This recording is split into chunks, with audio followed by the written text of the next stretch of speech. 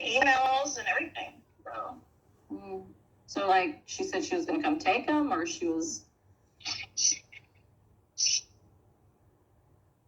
There's a lot of things. Yeah. Nellie. I know, it sounds like it. I'm just worried for you guys because, you know, he's missing, and, you know...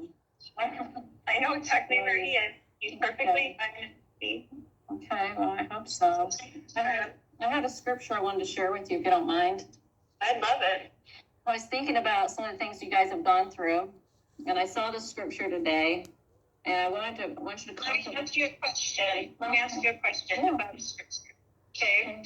So, did Alma turn himself into King Noah? Or what was he required to do? Well, King Noah was incredibly wicked. Yeah. So he fled his evil ways, which was adultery and living riotously and breaking all the commandments. It was right. So what was required to do, Alma? He had to go and flee so that he would be safe, and then help other people realize how, you know, jacked up the system was and the government was. What about Moroni? What was he required to do at the end? To carry on those plates and bury them. That was his responsibility. What did he do to do that? What did he have to do to do that? Did he hide? He had to hide. He had to hide because they were so. Everybody was killing everybody in the society. Everybody was dying. They were killing all the Nephites. And the scripture said to hide in the cavity of a rock by day and go out by night. The prophets did. They did. Yeah. Okay, so thank you for sharing that with me. Okay, this scripture is just something that may be thoughtful for you. For behold, this is Dr. Covenant section 3, verse 7 and 8, says, for behold, you should not have feared man more than God. Although men set at naught the counsels of God and despise his words, yet you should have been faithful, and he would have extended his arm and supported you against all the fiery arts of the adversary. He would have been with you in every trouble.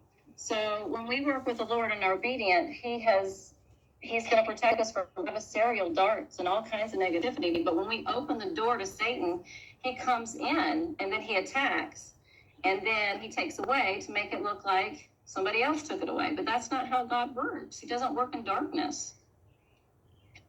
I agree with you 100%. And that's what the Lord is doing for me. Exactly what he's doing for me. Oh, it just sounds weird. For darkness, no. Darkness is knocking on the door all the time because that's the way darkness works with the light. And I promise you, I have done nothing wrong in this case, but sometimes you have to hide in a cavity of a rock for your own life safety. And that's what the Lord requires of you sometimes. And that's how it is. And I'm sorry that's how it is, because there is a lot of darkness on the earth. I know. That's been after me for zero reason besides the darkness of Kay, which you already know she's dark. I haven't met her enough to know if she is dark or not. I've just met her slightly, and she seemed like a normal kind of person. Melanie, but then I haven't engaged with her that much, so I don't know that personally. So you don't know about her changing the thing for herself to be the beneficiary of the policy and all that stuff. None of that's dark, right? Well, I haven't seen those documents, so I have no way of knowing. I've seen them on my computer. No, I have not. I haven't even looked in on your computer before. You haven't shown me anything. Being controversial to me, or if you're recording this conversation for the police or whatever, I don't know what your intention is on this phone call. Well, but I love with all my heart, and I have forever, and I will always love you. I appreciate those words, but if you really loved me, you wouldn't have told the police that I had JJ with me.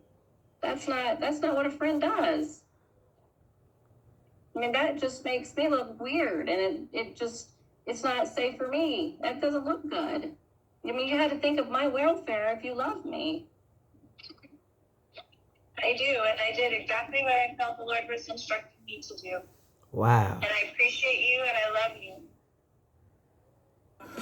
you.